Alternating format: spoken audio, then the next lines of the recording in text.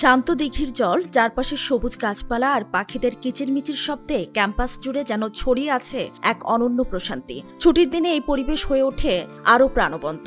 শারদীয় দুর্গাপূজার ছুটিতে যেন প্রাণ ফিরে পেয়েছিল নোয়াখালী বিজ্ঞান ও প্রযুক্তি বিশ্ববিদ্যালয় ক্যাম্পাস।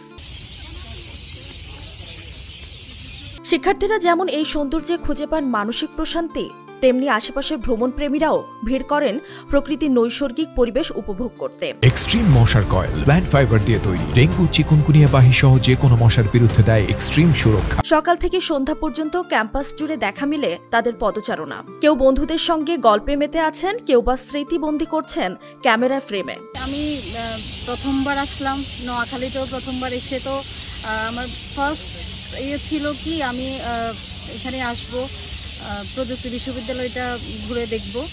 তো ভালো লাগতেছে, ক্যাম্পাসের পরিবেশটা অনেক সুন্দর। বিশ্ববিদ্যালয়ের প্রাণকেন্দ্র দিঘির পাড়। হঠাৎ হঠাৎ পাখির ডানা ঝাপটানি, পাতার মৃদু দোল আর হাওয়ার ছোঁয়ায় মুহূর্তগুলো হয়ে ওঠে অন্যরকম। শুধু একাডেমিক উৎকর্ষতা নয়, আছে পরিবেশগত সৌন্দর্য। তো আমি নিজেও চট্টগ্রাম বিশ্ববিদ্যালয়ের প্রাক্তন ছাত্র। তো চট্টগ্রাম বিশ্ববিদ্যালয়ে পাহাড় এবং অরণ্যের মাঝখানে আমাদের ক্যাম্পাসগুলো ছিল।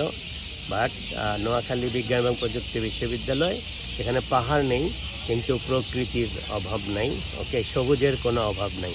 বিশ্ববিদ্যালয়ের সুবিশাল ময়না দ্বীপেও দেখা মেলে অসংখ্য পাখির ওড়াউড়ি। কেউ কেউ বলেন এই দ্বীপের পাখিদের মুক্ত উড্ডয়ন যেন মানুষকেও শেখায় নিজেকে মুক্ত করে প্রকৃতির সঙ্গে একাত্ম হতে।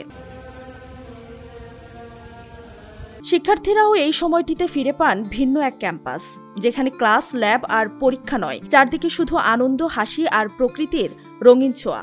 বন্ধুদের সঙ্গে ঘুরে বেড়ানো, গল্প করা, সব মিলিয়ে যেন এক ভিন্ন রকম অভিজ্ঞতা।